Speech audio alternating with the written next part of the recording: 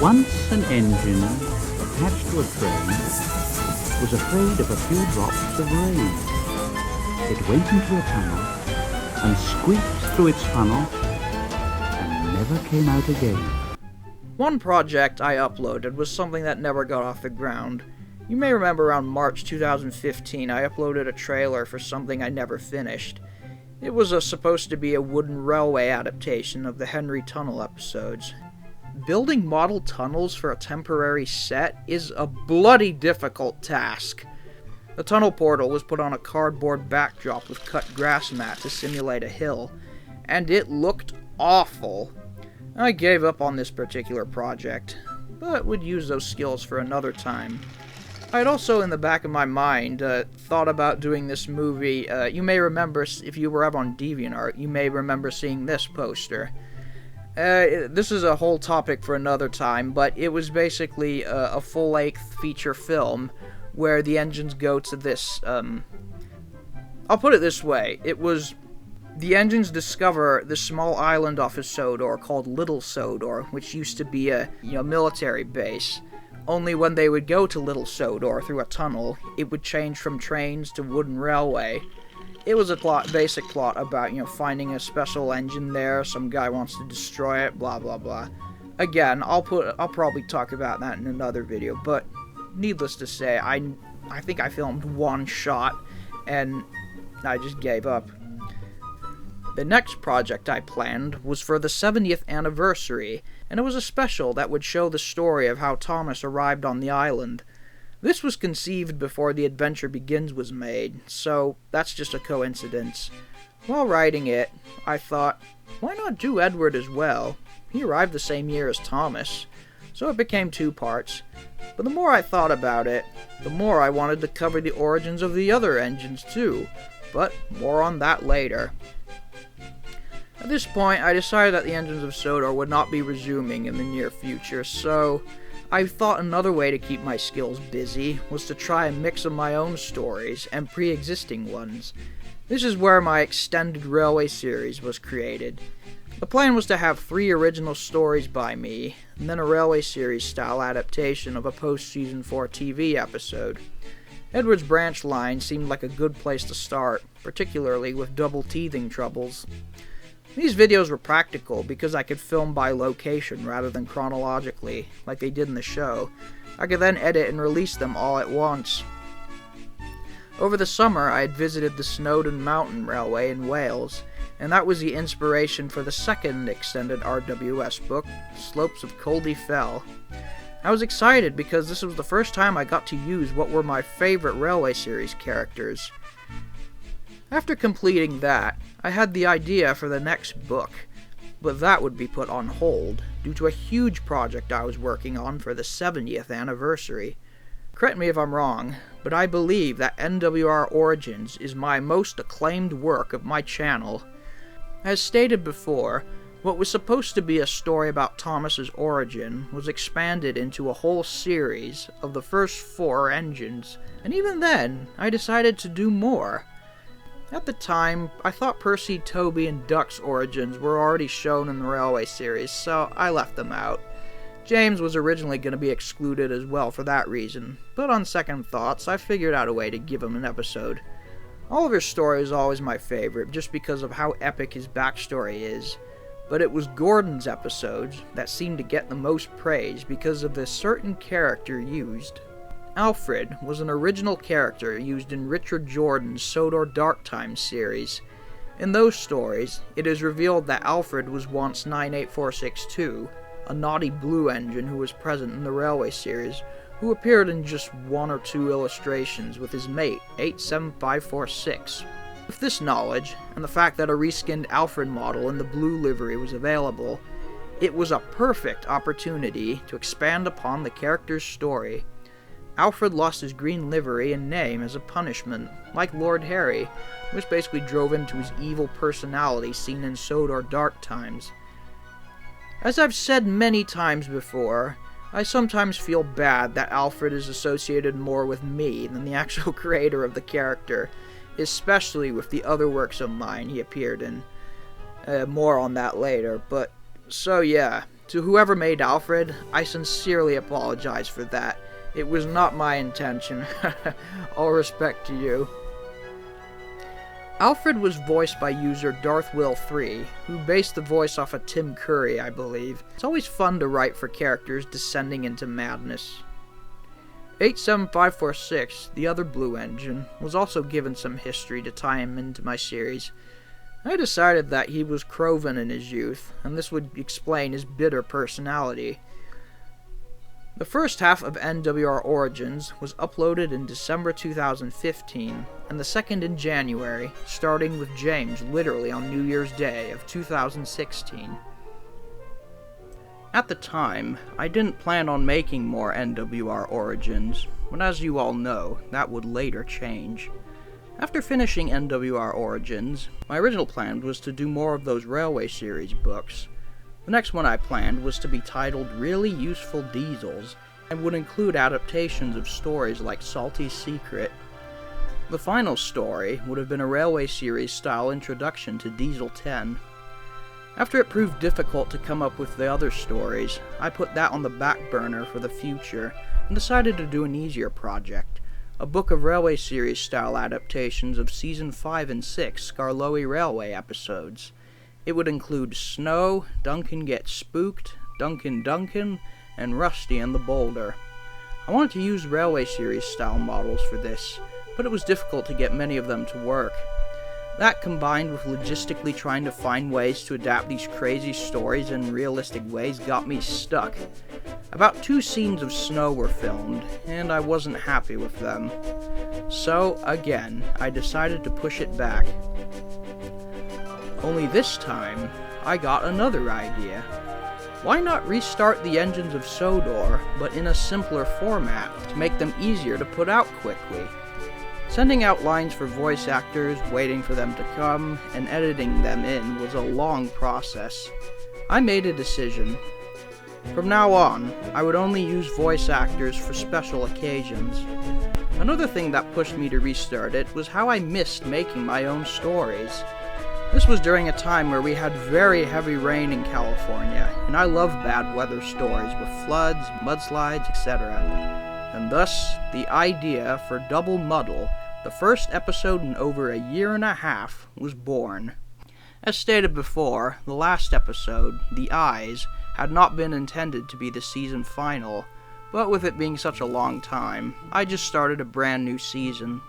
Double Muddle was a fun episode to write and was uploaded on April 24th, 2016.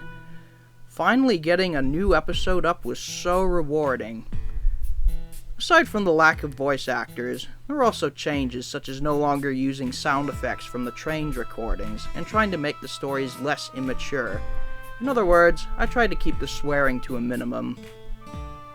My goal was to make the episodes in the style of what Audrey would write, or something you'd see on TV.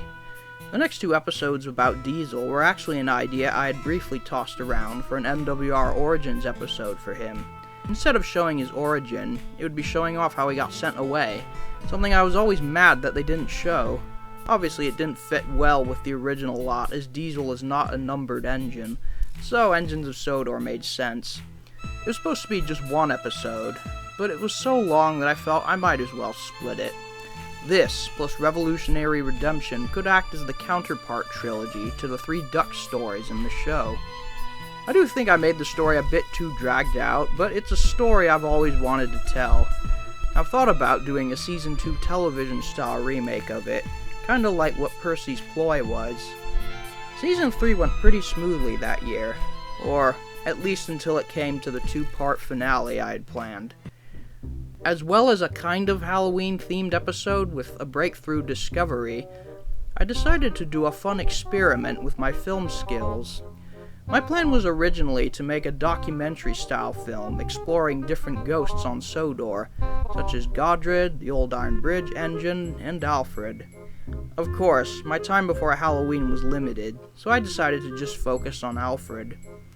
With inspiration from films such as the Blair Witch Project, a mockumentary known as Night Express to Vickerstown was conceived.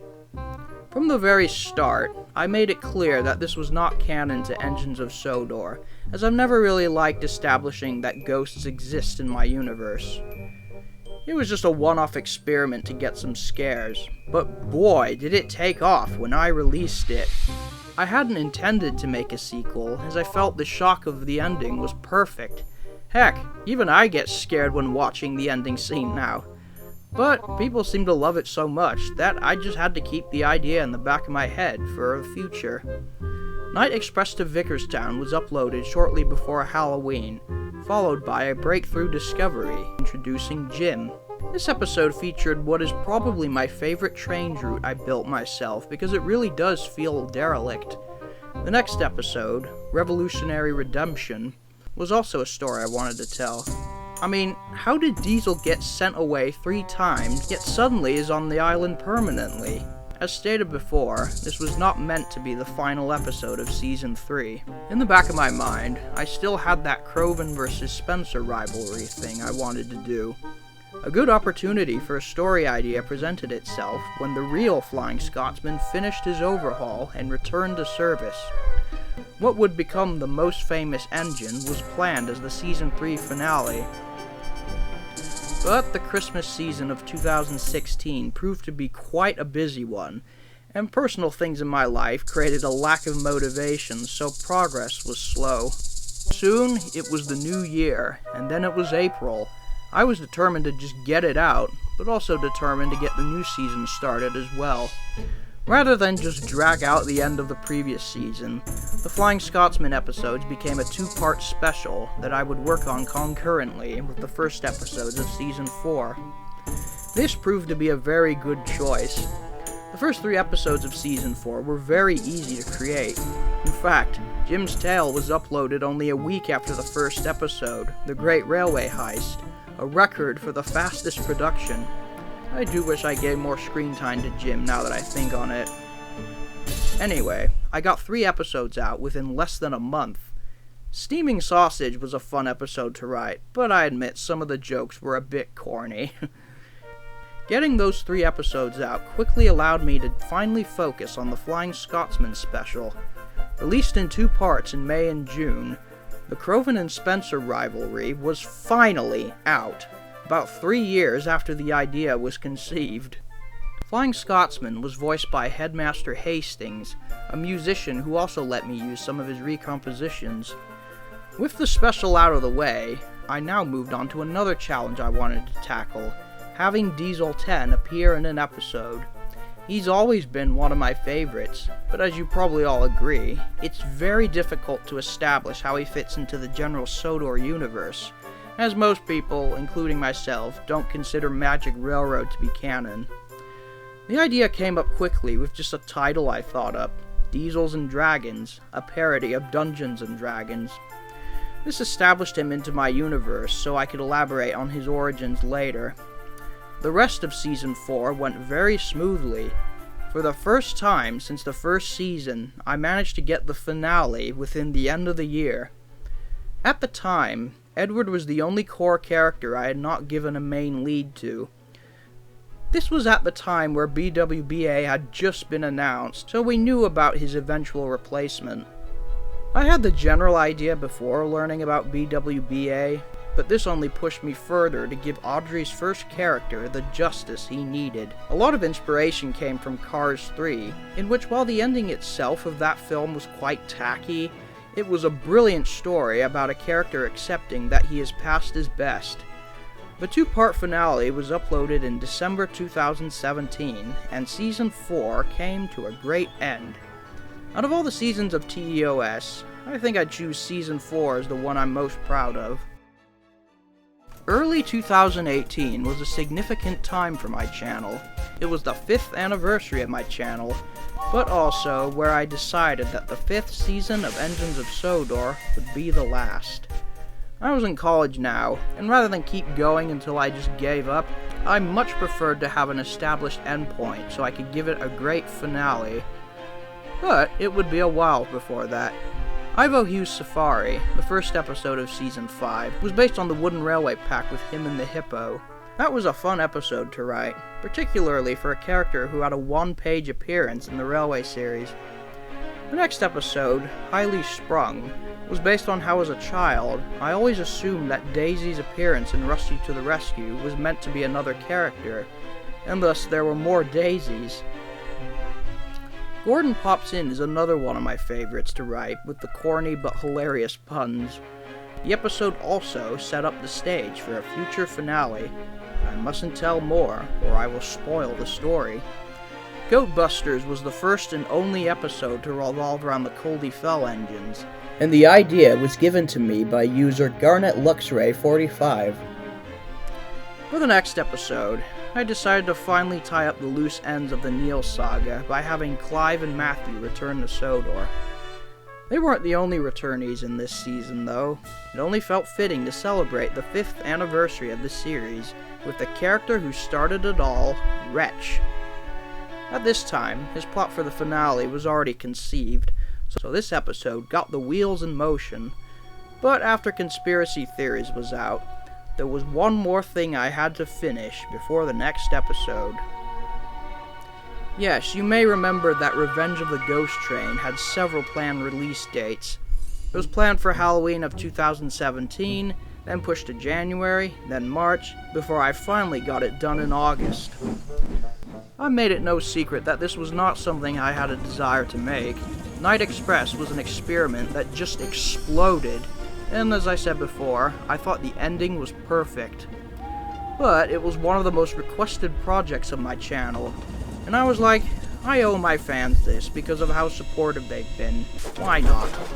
Looking back on it, the film turned out really well for a film that I was hesitant to make. Given the story, it could have easily been total garbage, but ended up being to this day the most viewed original story on my channel. I have no idea why these two Gordon remakes have more. So yeah, it was definitely worth it. I was very pleased about the amount of videos I got up in 2018, particularly with it being the 5th anniversary. Trouble in the Hood is a bit juvenile now that I look on it, but I'm still really proud at how I pulled off the Timothy episode. This should have been the Halloween episode, but Halloween this year was filled with the 2 final episodes of The Engines of Sodor. Looking back on it, I think Boulder shouldn't have been the focus of the final episodes because I didn't think they really connected well with future projects. Hint, hint. I think it would have worked better somehow if instead of Harold lifting it, the boulder should have just continued rolling past Rusty at the beginning, then do its rampage on Sodor. I could not get any train's model of Boulder to work, so I had to use a 3D animation software and superimpose it in. My behind the scenes video goes into detail on that. I don't think I should have ended the whole series on it, but the ending to Wrath of Boulder still gives me goosebumps. That's mainly due to the brilliant music I got as a commission from Angry Bird 98. And with that, the final season of The Engines of Sodor came to a close with a cliffhanger for what was next. But that would have to wait for another project, another season of NWR Origins.